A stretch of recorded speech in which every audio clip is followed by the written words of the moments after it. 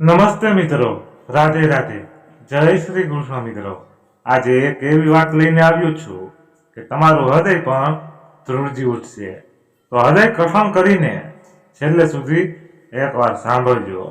તો ચાલો શરૂ કરીએ. શિયાળાની સવાર હતી.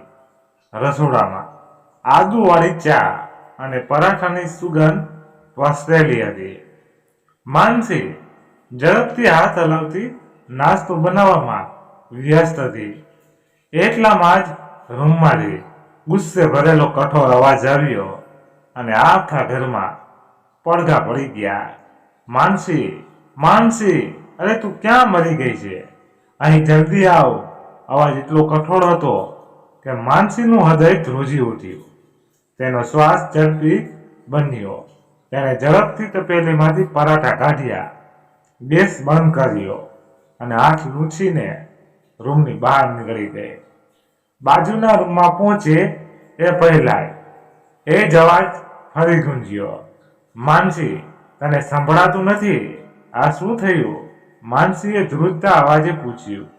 મેં તને કેટલી વાર કહ્યું છે કે મારા પહેલા અવાજે મારી સામે હાજર થઈ જવાનું. આટલું કહીને માનવે પોતાનો શર્ટ ઉપાડીને માનસી તરફ ફેંક્યો અને કહ્યું, આજે મારે આ શર્ટ ઓફિસે પહેરવાનું છે, બરાબર ઇસ્ત્રી કરી લે. માનસીએ ઝડપથી શર્ટ ઉપાડ્યો અને ઇસ્ત્રી કરવાનું શરૂ કર્યું. એટલામાં જ બાથરૂમમાંથી માનવનો અવાજ આવ્યો. અરે માનસી, તે રૂમાલ કેમ ન મૂક્યો? જલ્દી ટુવાલ લઈ આવો, મને મોડું થઈ રહ્યું છે. માનસી બધું કામ છોડીને ઝડપથી ટુવાલ લેવા દોડી. બાથરૂમના દરવાજા પાસે પહોંચીને તેણીએ ટુવાલ અંદર લંબાવ્યો તો માનવ બોલ્યો, શું તને દર વખતે મારે આ યાદ કરાવવું પડશે? માનવે ટુવાલ ખેંચી લીધો. માનસીએ તરત જ પાછી ફરી ઇસ્ત્રી શરૂ કરવા ગઈ. ઉતાવળમાં તેનો પગ પથારીના ખૂણે અથડાયો. પીડાના કારણે તેનો ચહેરો સફેદ થઈ ગયો. તેણે નિશાસો નાખ્યો અને તેના પગને ટેકો આપ્યો અને પછી ફરી શર્ટ પર ધ્યાન કેન્દ્રિત કર્યું. પરંતુ તેની નજર શર્ટ પર પડતા તે સ્થાનબંધ થઈ ગઈ. જોયું તો શર્ટનો એક ભાગ બળી ગયો હતો. હે ભગવાન, હવે શું થશે? માનસીના હોઠ ધ્રુજવા લાગ્યા. તે ભયથી ધ્રુજી રહી હતી. એટલામાં જ બાથરૂમનો દરવાજો ખુલ્યો અને માનવ બહાર આવ્યો. મારું શર્ટ તૈયાર છે, તેણે ગુસ્સામાં પૂછ્યું. માનસી કંઈ બોલી ન શકી. માનવની નજર બળેલા શર્ટ તરફ ગઈ. તેની આંખો ગુસ્સાથી લાલ થઈ ગઈ. તે આનું શું કર્યું? તે મારો પ્રિય શર્ટ હતો. તેણે ગર્જના કરી. માફ કરજો, ભૂલથી થયું. માનસીએ સ્પષ્ટતા કરવાનો પ્રયત્ન કર્યો. માનવે બૂમ પાડી, તું એક પણ કામ બરાબર ખબર કરી શકતી નથી. એટલામાં જ માનવની મોટી ભાભી જ્યોતિ બાજુના રૂમમાંથી ખૂબ ભવ્યતા સાથે પ્રવેશી. તેની ચાલમાં એક વિચિત્ર સંકુચિતા હતી. અરે દેવજી, આટલી નાની વાત પર આટલો ગુસ્સો? માત્ર એક જ શર્ટ બળી ગયો છે ને? અને તમને તો ખબર છે કે આ બિચારી છોકરી કોઈ કામ બરાબર કરી શકતી નથી. હું હમણાં જ તમારા ભાઈનું શર્ટ લાવું છું. તમે પણ એ જ શર્ટ પહેરીને ઓફિસે જાઓ. અને હા, હું એક વાત કહું, જો તમે મારી બહેન સાથે લગ્ન કર્યા હોત તો વાત જુદી જ હોત. જ્યોતિએ પોતાનું સ્મિત પહોળું કરતા કહ્યું. તેના શબ્દો પાછળ છુપાયેલ કટાક્ષે માનસીનું હૃદય ફાડી નાખ્યું. માનસીની આંખો આંસુઓથી ભરાઈ ગઈ, પણ તેણે કોઈક રીતે પોતાના આંસુ પર કાબુ રાખ્યો. જ્યોતિના ગયા પછી રૂમમાં એક વિચિત્ર મૌન હતું. માનસીએ હિંમત ભેગી કરી અને પોતાની લાગણી વ્યક્ત કરવાનો પ્રયાસ કર્યો. તમે મારાથી આટલા ગુસ્સે કેમ છો? હું કબૂલ કરું છું કે મારી ભૂલ થઈ છે, પણ તમે મારી સાથે આરામથી વાત કરી શક્યા હો. આ સાંભળીને માનવે માનસી તરફ આંખ ચડાવતા કહ્યું, શું કહ્યું? તો આ મારી ભૂલ છે. ના, હું તમને દોષ નથી આપી. હું બસ એટલું જ કહું છું. માનસી સાવધાનીપૂર્વક કહેવા માંગતી હતી, પણ માનવનો ચહેરો ગુસ્સાથી લાલ જોઈને તેનો અવાજ ફાટવા લાગ્યો. ઠીક છે, હવે તું મને તારી સાથે કેવી રીતે વર્તવું તે શીખવશે. એમ કહીને માનવે માનસીના વાળ પકડી લીધા. મને છોડો. માનસીએ બહુ મુશ્કેલીથી વાળ છોડાવતા કહ્યું, હું પણ માણસ છું. આ પ્રકારના વર્તનને સહન કરવું એ હવે હું કરી શકું તેમ નથી. માનસીનો અવાજ ઘૂંટાઈ ગયો હતો. માનવનો ગુસ્સો સાતમા આસમાને પહોંચી ગયો હતો. ઠીક છે, હવે હું કહું એમ થઈ જવું જોઈએ. આટલું કહીને તેણે માનસીના ગાલ પર એક પછી એક થપ્પડ મારી દીધી. નાનકડો અંશ આ બધું જોઈ રહ્યો હતો. એક બાજુ તેની માતા ગભરાઈને ઊભી હતી, તો બીજી બાજુ તેના પિતાની જ્વલંત આંખો જોઈને તેને લાગ્યું કે જાણે આજે તેનો પિતા તેની માતાને મારી જ નાખશે. ડર અને ગભરાટથી ભરેલો અંશ તેની માતા પાસે દોડી ગયો અને તેને ગળે લગાડીને કહ્યું, પપ્પા મમ્મીને મારશો નહીં. અંશે બૂમ પાડી. તેનો અવાજ ભય અને ગભરાટથી કંપી રહ્યો હતો.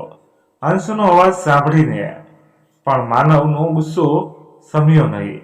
તેણે ગુસ્સામાં કહ્યું, તારી માની જેમ તું પણ બહુ બોલવા લાગ્યો છે. આજે મારા હાથે તને પણ પ્રસાદ મળશે. માનવ અંશ પર હાથ ઉપાડવા જતો હતો કે તરત જ માનસી તેની સામે આવી. ના, મારા બાળકને સ્પર્શ કરવાની કોશિશ પણ ના કરતા. માનસીએ અંશને સાથે વળગાડીને લગભગ ચીસો પાડતા રહ્યું. તેની આંખોમાં ગુસ્સો અને લાચારી બંને દેખાઈ રહ્યા હતા. માનવ ગુસ્સામાં અપશબ્દો બોલતો રહ્યો. થોડી વાર પછી તેણે બીજું શર્ટ પહેર્યું અને ગુસ્સામાં બહાર નીકળી ગયો. દરવાજો ખખડાવવાનો અવાજ આવ્યો.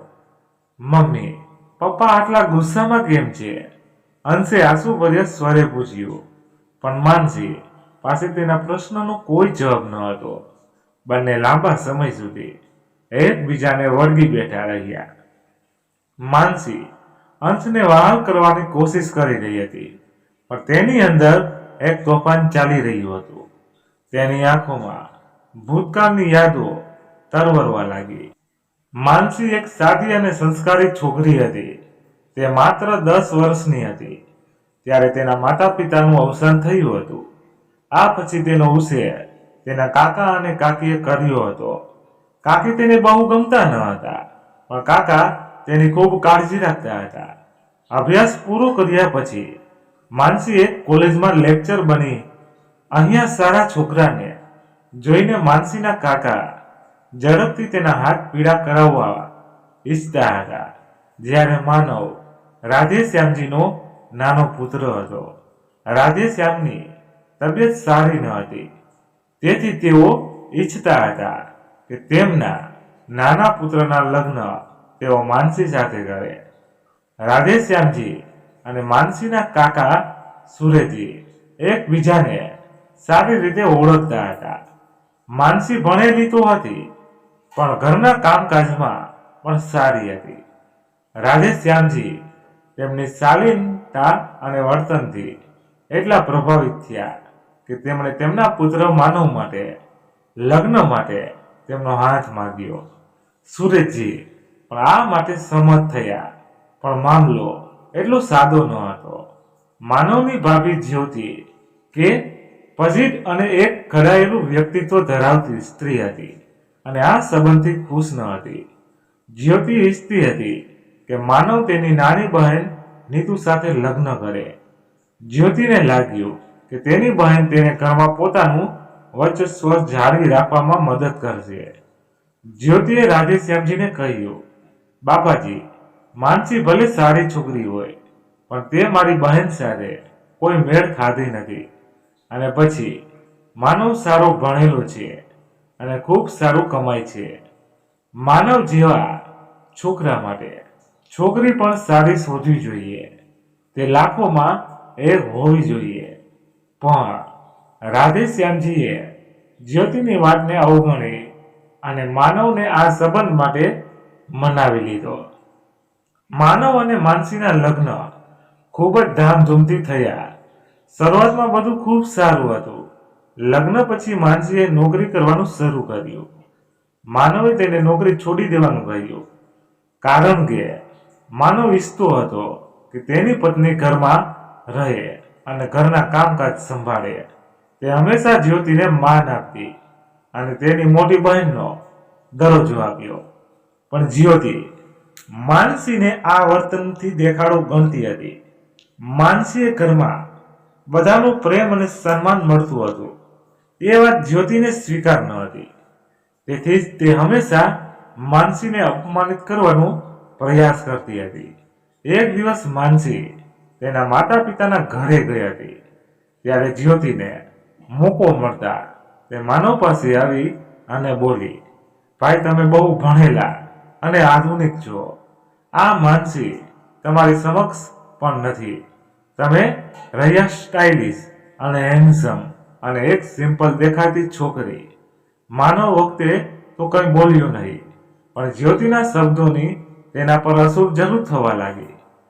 ધીમે ધીમે સમય વીતવા લાગ્યો અને માનવનું વર્તન માનસી પ્રત્યે કઠોર અને અસંસ્કારી થવા લાગ્યું. તેને ઠપકો આપવો, ટોણો મારવો અને કેટલી વાર નાની નાની બાબતોમાં પણ હાથ ઉપાડવો તે સામાન્ય બની ગયું હતું. માનસી માનવના આ બદલાયેલ વર્તનને સમજી શકતી ન હતી. તેણે ઘણી વખત માનવ સાથે વાત કરવાનો પ્રયાસ કર્યો, પરંતુ માનવનો પ્રતિભાવ હંમેશા કડવો અને આક્રમણ રહ્યો. જ્યારે માનસીએ તેના સાસુને આ વિશે વાત કરી તો તેનો જવાબ સાંભળીને તે આશ્ચર્યચકિત થઈ ગઈ. વહુ, આવી નાની નાની વાતો પતિ પત્ની વચ્ચે થતી જ રહે છે. તેમને વધારે પ્રોત્સાહન ન આપવું જોઈએ. કોઈ ત્રીજી વ્યક્તિની સામે રડવાને બદલે આ વસ્તુઓને રૂમની અંદર ઉકેલવી જોઈએ. પરંતુ તેના સસરા રાધેશ્યામજી તેની સ્થિતિ સમજી શકતા હતા. તેમણે ઘણીવાર તેના પુત્ર માનવને ખાનગીમાં સમજાવવાનો પ્રયત્ન કર્યો, પરંતુ માનવ કંઈ સમજી તેવો ન હતો. રાધેશ્યામજી હૃદયના દર્દી હતા.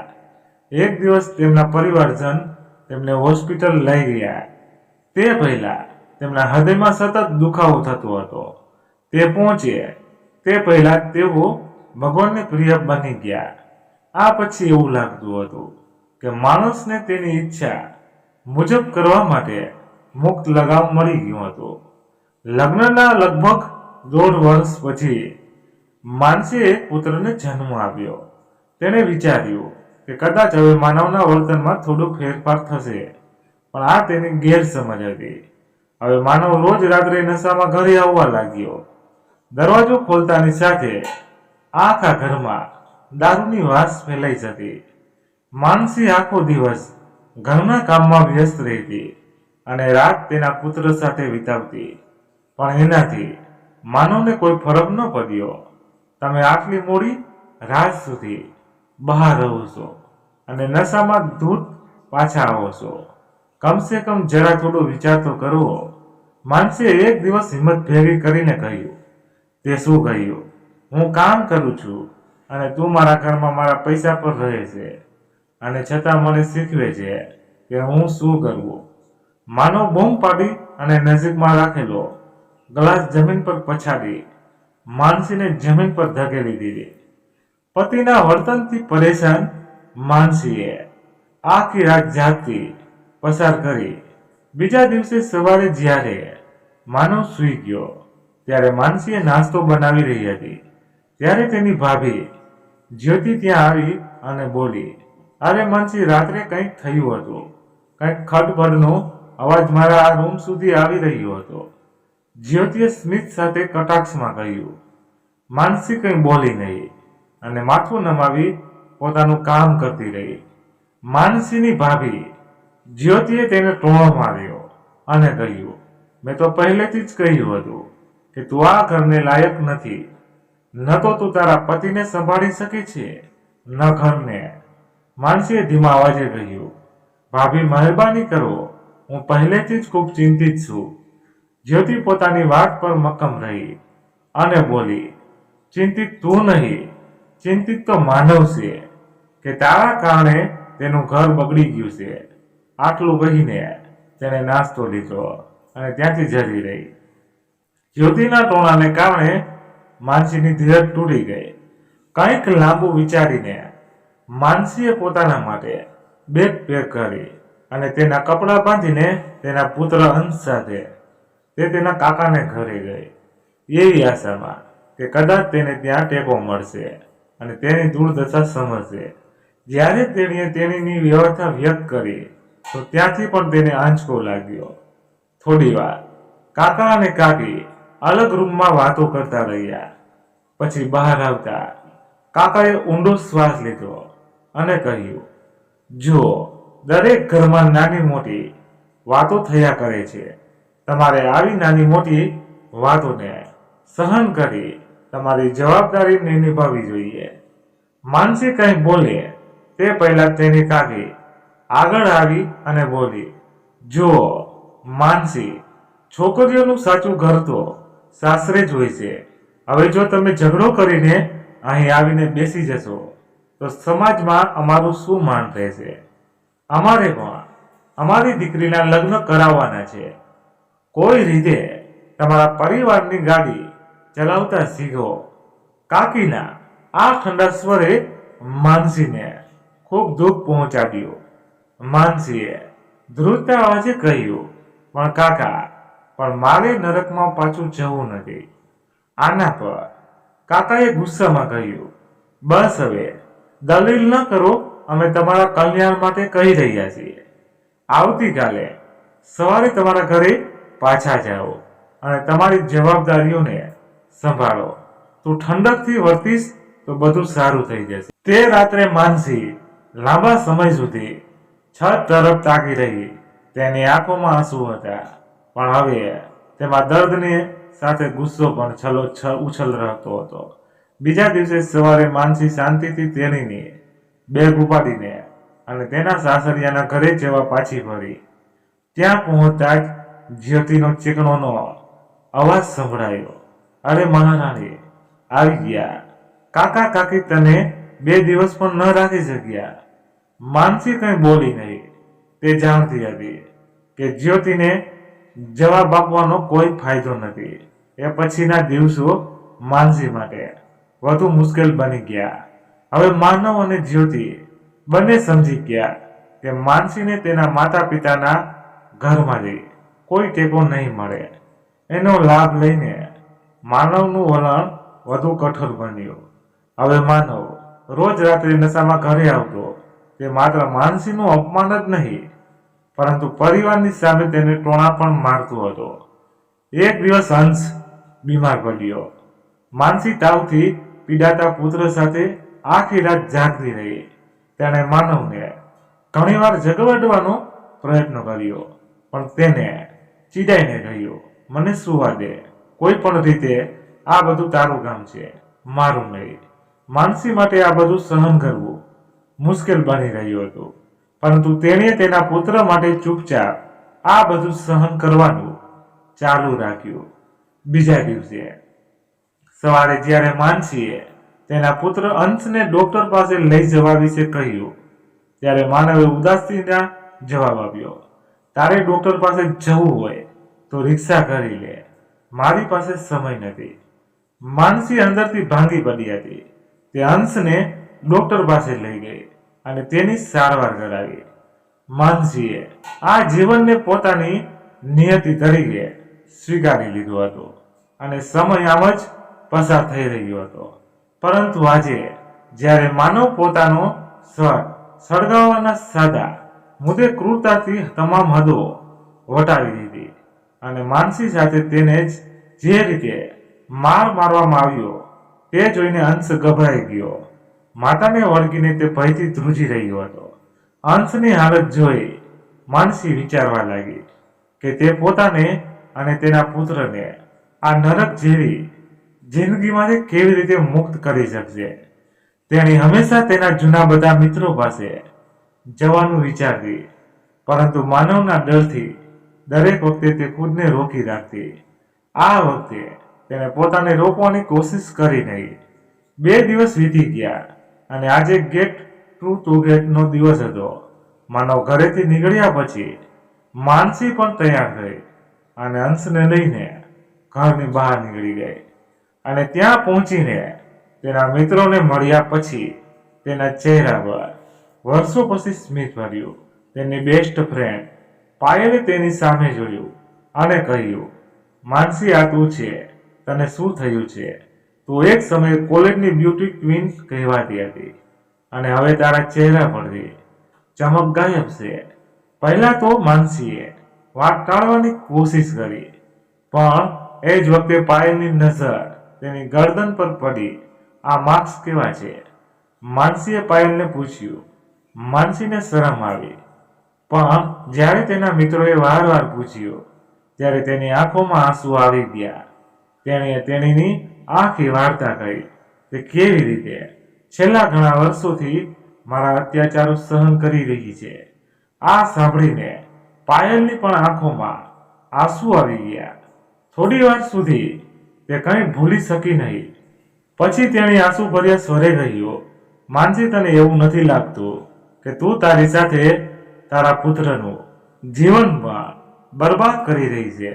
તારી સૌથી મોટી ભૂલ એ હતી કે તું તારા હિટલર પતિની વાત માની અને તારી નોકરી છોડી દીધી હતી. અરે, તું આજના જમાનાની છોકરી છે, ભણેલી છે અને સ્માર્ટ છે, તો પછી આટલો અન્યાય સી રીતે સહન કરીશ? પાયલની વાત સાંભળીને માનસી ચૂપ રહી, પણ તેની દરેક વાત માનસીના મનને સીધે સીધી ઈજા પહોંચાડી રહી હતી. જ્યારે અન્ય લોકો નાચતા અને ગાતા હતા ત્યારે પાયલ અને માનસી તેમની વાતોમાં વ્યસ્ત રહ્યા. માનસી થોડી વાર પછી ઘરે જવા નીકળી, પરંતુ જતી વખતે પાયલે ચોક્કસપણે કહ્યું હતું કે જો તને સમયની જરૂર હોય તો મને ચોક્કસ યાદ કરજે. ઘરે પરત ફરતી વખતે માનસીના મનમાં ઉથલ પાથલ ચાલી રહી હતી. જ્યારે તેને ઘરે પહોંચી અને જોયું કે માનવ હજી ઘરે આવ્યો નથી ત્યારે તેણે રાહતનો શ્વાસ લીધો. તેને ડર હતો કે જો માનવને તેની ગેરહાજરી વિશે ખબર પડી ગઈ હોત તો તે ફરી ઝઘડો કરી બેઠો હોત. બીજા દિવસે સવારે અંશને શાળાએ મોકલ્યા પછી માનસી માનવ માટે નાસ્તો બનાવવાનું શરૂ કરે છે. ત્યારે માનવ રૂમમાંથી બહાર આવીને નાસ્તો કરવા જતો હતો ત્યારે અચાનક જ્યોતિ રૂમમાં આવી અને બોલી, દેવજી, તમારી પત્નીને નિયંત્રણમાં રાખો. ગઈકાલે આખો દિવસ રાણી ગુમ હતી. મને નથી ખબર કે તે ક્યાં ગઈ હતી. ઘરનું બધું કામ મારે કરવું પડ્યું. પછી તેણીએ તેના શબ્દો હળવા કર્યા અને કહ્યું, આટલી છૂટ પણ સારી નથી. પણ દેવરજી તેના પર ગુસ્સે થયો નહીં. હું તો તમને ખાલી કહેતી હતી કે તમારી પીઠ પાછળ શું શું થઈ રહ્યું છે. આ સાંભળીને માનવની આંખોમાં અંગારા ફૂંકાવા લાગ્યા. તે તરત જ માનસી પાસે ગયો. તે સમયે માનસી રોટલી બનાવી રહી હતી તો તેનો ચહેરો બીજી તરફ હતો. માનવે પાછળથી તેના વાળ પકડીને રસોડામાંથી બહાર કાઢી. તારી હિંમત કેવી રીતે થઈ? માનવે બૂમ પાડી. હું મારા મિત્રોને મળવા ગઈ હતી. માનસીએ વેદનાથી કંપારી કરતા કહ્યું. પરંતુ માનવે તેને અટકાવી મને કહ્યા વગર, તું ગઈ કેવી રીતે? જો તારે આ ઘરમાં રહેવું હોય તો મારા નિયમ પ્રમાણે રહેવું પડશે, નહીં તો એ કંઈ બોલે એ પહેલા એનો મોબાઈલ ફોન રણગ્યો. આજે તેણે ગુસ્સામાં માનસીને જમીન પર પછાડી દીધી અને નાસ્તો કર્યા વગર જ ચાલ્યો ગયો. માનસીનું શરીર દર્દથી કંપી રહ્યું હતું, પરંતુ તેના મનમાં સળગી રહેલી આગ એ તેને કંઈ કરવામાં હિંમત આપી. તેણે પોતાના આંસુ લૂછીને તેણે નક્કી કર્યું કે હવે તેણીએ તેના અને તેના પુત્રના જીવનને સુધારવા માટે કંઈક કરવું પડશે. માનસીએ પોતાનું ઘરનું કામ પૂરું કર્યું અને તેનું જૂનું લેપટોપ ચાલુ કર્યું. તેના બધા પ્રમાણપત્રો જોયા અને તેણે તેના રેઝ્યુમને અપડેટ કર્યું. તેણે નક્કી કર્યું હતું કે હવે તે આત્મનિર્ભર બનશે. તેણે શહેરની દરેક કોલેજ અને સ્કૂલની વેબસાઇટ પર જઈને નોકરીની ખાલી જગ્યાઓ શોધવાનું શરૂ કર્યું. જો કે તેણે જોયું કે જ્યાં પણ જગ્યા ખાલી હતી ત્યાં એક અનુભવી ઉમેદવારની માંગ હતી, પણ તેને કોઈ અનુભવ નહોતો અને હવે 7 વર્ષનો લાંબો ગાળો આવી ગયો હતો. તેમ છતાં તેણે હાર ન માની અને ઘણી જગ્યાએ ઈમેલ અને અરજીઓ મોકલી. સાંજે માનસી કોઈ સંભવિત જવાબની રાહ જોઈને લેપટોપ પર નજર રાખી રહી હતી. એટલામાં દરવાજે જોરથી અવાજ આવ્યો. માનસી ચોંકી ગઈ. તેણે દરવાજો ખોલ્યો તો સામે માનવ ઊભો હતો. તેના હાથમાં એક પત્ર હતો. માનસીએ એ પત્ર લઈને અંદર જઈને ખોલ્યો. એ કાગળોમાં લખેલા દરેક શબ્દે એના આત્માને ઠેસ પહોંચાડી. છૂટાછેડા માનસીએ ધ્રુજતા અવાજે કહ્યું, આહા. માનવે ઠંડા સ્વરમાં જવાબ આપ્યો, અને એ પણ જાણી લે કે અંશ હવે મારી સાથે રહેશે, કારણ કે તું બેરોજગાર છે. તારી પાસે કોઈ નોકરી નથી, તેથી તું તેની સંભાળ રાખવા યોગ્ય નથી. માનસીએ કાગળો જોયા પછી તેની નજર નિર્દોષ અંશના ચહેરા પર ગઈ. તેની આંખોમાં આંસુ વહેવા લાગ્યા. તેને રડવાનું મન થયું, પણ તેણીએ પોતાની જાતને નબળી ન થવા દીધી. જો તે આજે હારી જશે તો અંશનું ભવિષ્ય બરબાદ થઈ જશે. તેણે મનમાં વિચાર્યું, ના, મારે કંઈક કરવું છે. તેણે સંયમની કામ કર્યું અને આખી રાત વિચારતી રહી કે તેણે શું કરવું જોઈએ. બીજા દિવસે સવારે તેણે પાયલને ફોન કર્યો. પાયલ, હું હવે આ ઘરમાં નહીં રહી શકું. માનસીનો અવાજ ધ્રુજતો હતો. શું થયું માનસી? પાયલના અવાજમાં ચિંતા હતી. માનવે મને છૂટાછેડા આપવાનું નક્કી કર્યું છે અને અંશને મારી પાસે દૂર લઈ જવા માંગે છે. હું મારા બાળકથી અલગ રહી શકતી નથી.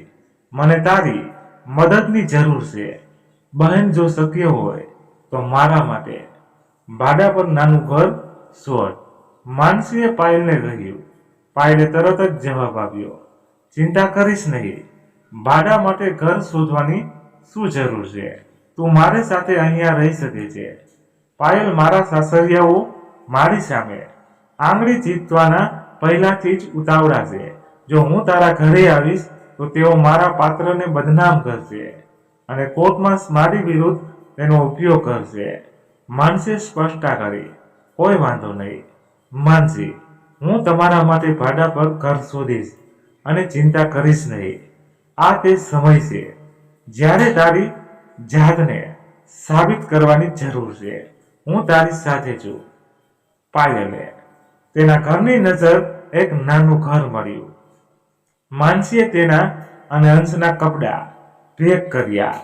તે તૈયાર થઈ અને તેણીએ ભેગા કરેલા થોડા પૈસા સાથે ઘર જોઈને તે ચૂપચાપ ઘરની બહાર નીકળી ગઈ. સાંજે જ્યારે માનવ ઘરે પાછો આવ્યો ત્યારે તેને હંમેશની જેમ માનસીને બૂમ પાડી, માનસી, જલ્દી પાણી લઈ આવો. પણ ઘરમાં મૌન હતું. તેણે રસોડામાં ડોક્યું કર્યું અને જોયું ત્યાં કોઈ નથી. પછી અંશના રૂમમાં ગયો, પણ તે પણ ખાલી હતો. તેના રૂમમાં પાછા આવીને તેને ટેબલ પર એક પત્ર પડેલો જોયો. તેણે પત્ર ખોલ્યો. પત્રમાં લખ્યું હતું, માનવ, મેં તારી સાથે ઘણા વર્ષો વિતાવ્યા છે. મેં દરેક તોણા અને દરેક પીડા સહન કરી, પણ હવે હું તે સહન કરી શકતી નથી. તમે હંમેશા મને નબળા માનતા હતા, પણ હવે હું મારા પુત્ર સાથે નવું જીવન શરૂ કરીશ. તું ઈચ્છે તે કર, પણ હવે હું તારી સાથે નહીં રહીશ. પત્ર વાંચીને માનવનું આખું શરીર ગુસ્સાથી ધ્રુજવા લાગ્યું. તે અસ્વસ્થ થઈને સોફા પર બેસી ગયો. તેણે માનસીને ખાલી ધમકાવવા માટે છૂટાછેડાના કાગળો તૈયાર કર્યા હતા, પરંતુ હવે તેનું પગલું તેના પર પાછું વળી ગયું હતું. તે લાંબા સમય સુધી વિચારમાં મગ્ન રહ્યો. ઘરના તમામ સભ્યો જમ્યા બાદ સૂઈ ગયા હતા. મોડી રાત્રે માનવને ભૂખ લાગી ત્યારે તેણે રસોડામાં જઈને જોયું તો ત્યાં ઠંડા રોટલા અને શાક ત્યાં થાળીમાં રાખવામાં આવ્યા હતા. તેને ચૂપચાપ તેને લીધા અને ખાધા. પછી તેના રૂમમાં સૂઈ ગયો. હવે તેની પાસે ગરમ રોટલી અને તેનું મનપસંદ શાક રાંધવા અને તેને ખવડાવવા માટે માનસી ન હતી. બીજા દિવસે પણ ઘરમાં બધું રાબેતા મુજબ ચાલતું હતું. બસ આજે આખા ઘરમાં માનવનો ગરજના ભર્યો અવાજ સંભળાયો ન હતો. હવે તે વારંવાર ઉદાસ રહેવા લાગ્યો હતો. પણ તેના ઘમંડને કારણે તેણે માનસીને ફોન કર્યો ન હતો. તે અંદરથી એટલા દુઃખી હતો કે તે તેના ઓફિસના કામમાં પણ ધ્યાન આપી શકતો ન હતો. ઓફિસમાં તેનું પ્રદર્શન બગડવા લાગ્યું, જેના કારણે કંપનીએ તેને નોકરીમાંથી કાઢી મૂક્યો.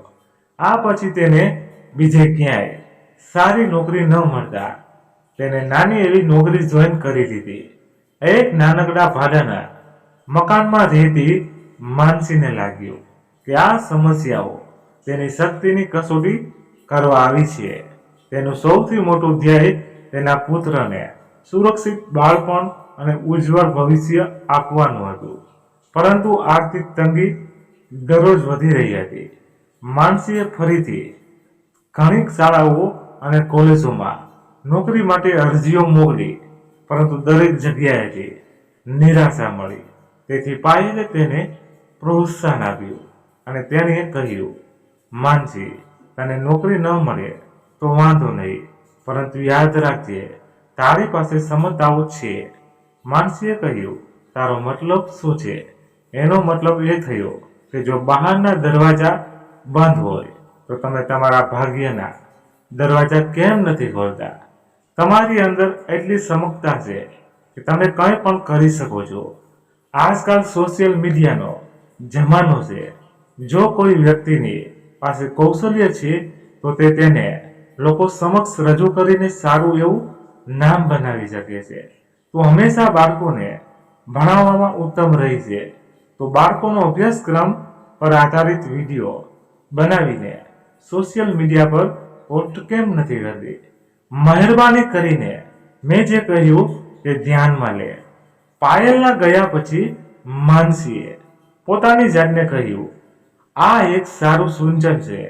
મારી પાસે તેના વિશે સંપૂર્ણ માહિતી નથી, પણ જ્યાં ઈચ્છા મજબૂત હોય ત્યાં રસ્તો આપોઆપ નીકળી જાય છે. માનસીએ તેનો ફોન ઉપાડ્યો અને વિડીયો બનાવવાની ટેકનિક શીખવા માટે કલાકો સુધી મહેનત કરી. 12મા ધોરણના બાળકોની પરીક્ષા નજીક હતી, તેથી સૌથી પહેલા તેણે 12મા ધોરણના બાળકોને ભણાવવા માટે વિષયો શોધી કાઢ્યા. બીજા દિવસે માનસીએ પાયલ સાથે વિડીયો બનાવવાની તૈયારી કરી. પાયલે કેમેરો સેટ કર્યો અને માનસી ભણાવવા લાગી. તેના અવાજમાં આત્મવિશ્વાસ હતો અને તેની શીખવવાની રીત એટલી સરળ હતી કે સૌથી જટિલ વિષયોમાં બાળકો માટે સરળ બની ગયા હતા. પહેલો વિડીયો અપલોડ કરતી વખતે માનસીના મનમાં સંકોચ હતો કે કોઈ જોશે કે નહીં. માનસીએ પાયલને પૂછ્યું તો પાયલે હસીને કહ્યું, ચિંતા ના કર, તારું કામ એટલું સારું છે કે લોકો આપમેળે તને શોધી લેશે. જરા ધીરજ રાખ. થોડા જ દિવસોમાં વિડીયોને સારા વ્યૂ મળવા લાગ્યા. કેટલાક લોકોએ કમેન્ટ પણ કરી. એકે કહ્યું, તમારી પદ્ધતિ ખૂબ સારી છે, કૃપા કરીને આગળના વિષય પર જલ્દી વિડીયો બનાવો. પછી કોઈએ આભાર માન્યો અને કહ્યું, તમે આવી સરસ વિડીયો દ્વારા મારા બાળકના ડરનો નાશ કર્યો છે. મિત્રો, વાર્તા સમાપ્ત થઈ. મિત્રો, તમને પણ મારા વિડીયો અને મારી મહેનત ગમતી હોય તો પ્લીઝ મિત્રો વિડીયોને એક લાઈક કરીને તમારા મિત્રો સાથે શેર કરવા નમ્ર વિનંતી છે. અને આવી સરસ મજાની વાર્તા સાંભળવા માટે ચેનલને સબસ્ક્રાઇબ જરૂર કરજો. અને વાર્તા વિશે કાંઈ કહેવું હોય તો કોમેન્ટ કરી દેજો. ધન્યવાદ. ફરી મળીએ નવી વાર્તા સાથે. ત્યાં સુધી બધા ખુશખુશાલ રહો. જય હિન્દ, જય ભારત. અને હા મિત્રો, અમારાથી આમાં કોઈ પણ ભૂલ હોય તો ચોક્કસ તમે કોમેન્ટ કરીને જણાવી શકો છો. અમને આનંદ થશે આગળનો વિડીયો લાવવામાં. Thank you so much. Bye bye.